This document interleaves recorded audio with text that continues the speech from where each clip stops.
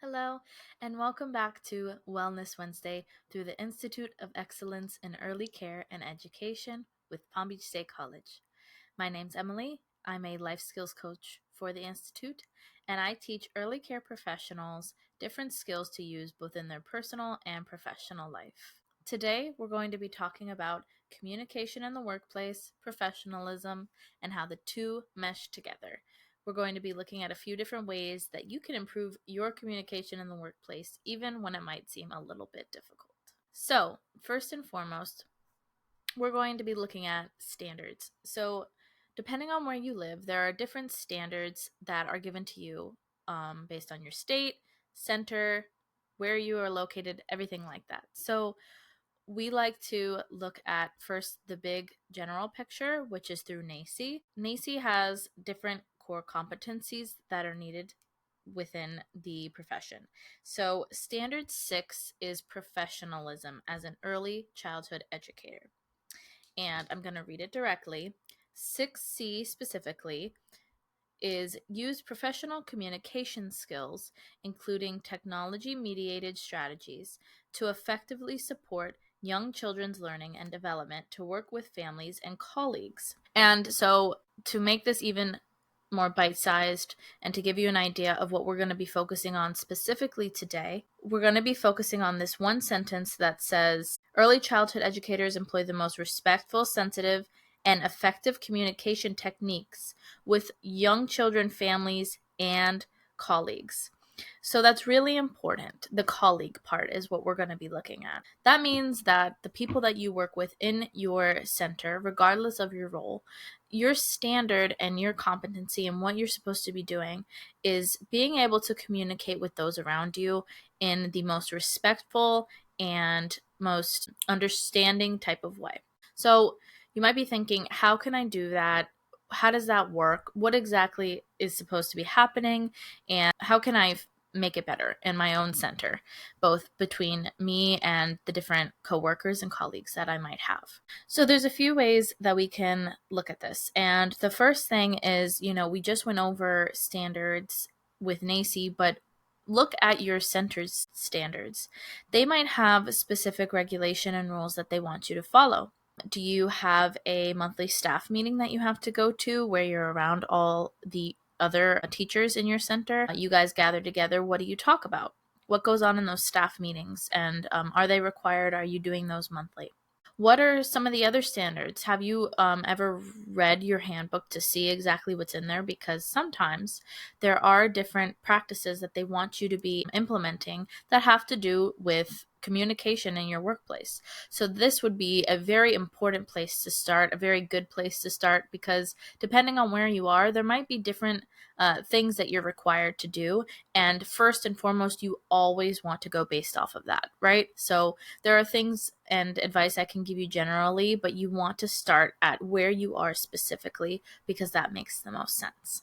One of the biggest things is that there is a constant revolving door of employees. So, whoever is there might stay there for a while, but there's always going to be someone new coming in and someone leaving because that's just the cycle of life. And so one of the biggest and most important pieces that you can remember when you are working really anywhere, but especially in a early care education center, is to be mindful of the fact that everybody is at a different pace than you. And of course, like I said before, this is like a life skill in general. This is something that we can always keep mindful of. But especially when you're working, you may be the new employee coming into the center, right? For example. And the people around you have been there for a very long time. And you're new and you have some really good new ideas. You have different techniques than what might be used compared to the other teachers, your other colleagues. And sometimes that can cause a little bit of uncomfortableness or awkwardness or maybe even tension, right? And so you're wondering, what can I do to alleviate this? And I think being mindful that you're at a different place than them is really big. because you might be thinking, I need to be more like them, or you're thinking, well, they're being unkind to me because they aren't accepting my new ways. But if we take a step back and we think about it, we can come together and we can think about, what do we have in common? We're all working together at this center. We're all working under the same director, the same boss, whoever owns the center. We're working in the same place, the same town, the same state. There are commonalities that can ground us to keep us understanding of one another.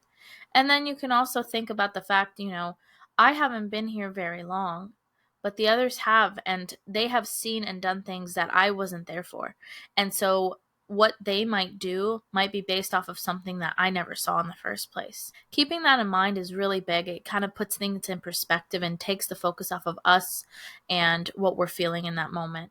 And the opposite can be said about those who have been there a long time. You might have somebody come in that's new and there's a difference in age, and you don't necessarily like what they're bringing in. You want things to stay how they are, which is fine. And you have developed a certain way which you like to work. And this person is coming in, they're new, they're just learning how to be in the workplace. They're learning how they like their classroom, how they interact with the children, how they interact with the other colleagues. And so when you're coming from a place of you've been somewhere and someone new is coming in and you feel they're trying to change things, again, using that perspective of, well, they're in a different place than me and they might have been taught something else from me. They might actually have a valuable opinion. And even though maybe I am resistant to change, maybe I should hear their opinions because they might have something valuable that I actually would like to use in my classroom. Kind of taking both of those perspectives and keeping them in mind is a really helpful way to be able to communicate with each other on a respectful level. If you are ever confused about something, I know that sometimes it can seem a little bit difficult to ask questions, or it might be even embarrassing, especially if you've been in the field for a long time and you feel, oh my gosh, I should know this. Asking questions is huge. And whether that be to a colleague or your director or a professional in some regard. So, like, for example, when someone comes to me and asks me questions in the field, you shouldn't be scared to ask these questions. It's really important. And at the end of the day, it helps to make sure that you're providing the best service that you can. Because you don't want to do something that you weren't 100% sure of, and then something ends up happening as a result. So don't be afraid to ask questions. The other thing that questions do, especially if you ask coworkers, is it bonds you. It provides that connection. It makes you feel like you have a support system and you're not all alone in figuring out what to do, all alone in your work, having to come up with everything. And it provides that genuine support so that you know that somebody else is there in case you need the help. Also, don't be afraid to go to your director if you need support in a way of you don't know how to communicate with a coworker. If for some reason you have a situation that comes up and you cannot resolve it yourself between you and that colleague, your director is there to help you. I know that sometimes it might seem they are very busy and they don't have the time, but they are there to run a center that is helpful to the children that are there and helpful to the employees that they have. And so part of that is going to your director when you don't know what to do. If you feel as though you are in a situation with a coworker and you really have tried everything that you can think of and you don't know what to do, they're there for a reason.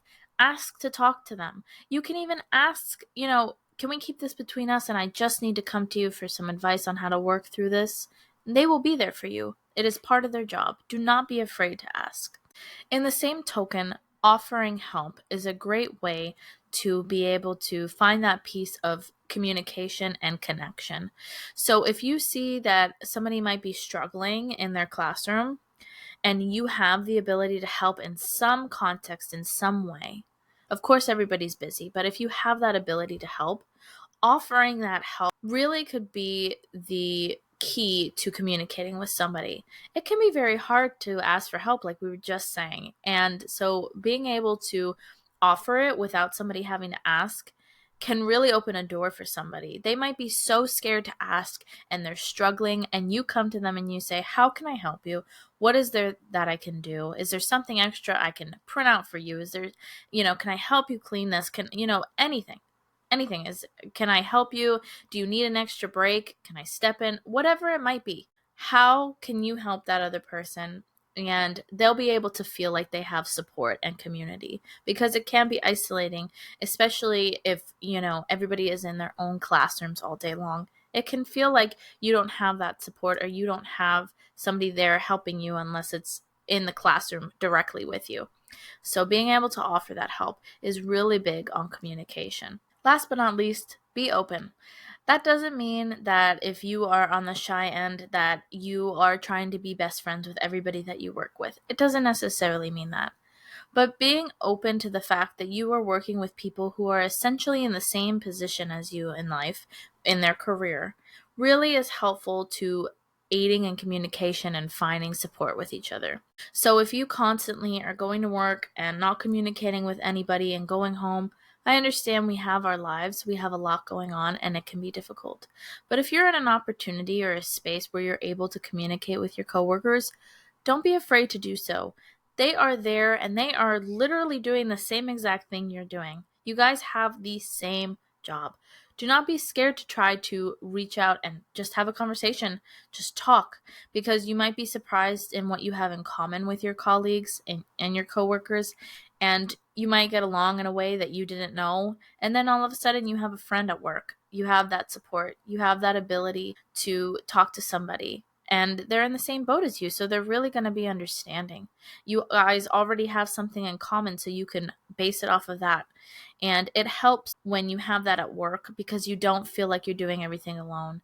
And it also helps in the betterment of the center and the betterment of the care that you give the children that you work with, because it makes you feel better at work. It makes you have more motivation. And in turn, of course, we know that when that happens, it helps the work that we do on a daily basis. Thank you so much for tuning in for this episode of Wellness Wednesday. I hope you enjoyed it and gleaned some information that you can use in your center. And stay tuned for our next podcast. Thanks.